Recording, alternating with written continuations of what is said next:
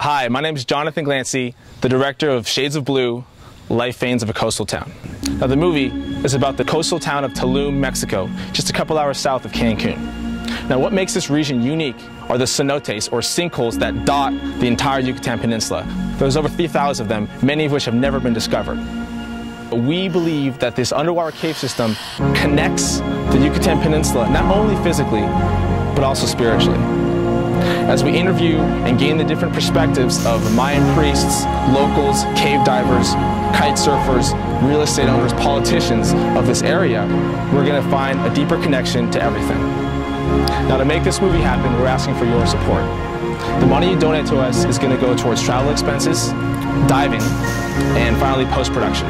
With your help, we're going to make a beautiful, beautiful film that we can all enjoy. So thank you again, and we'll see you below.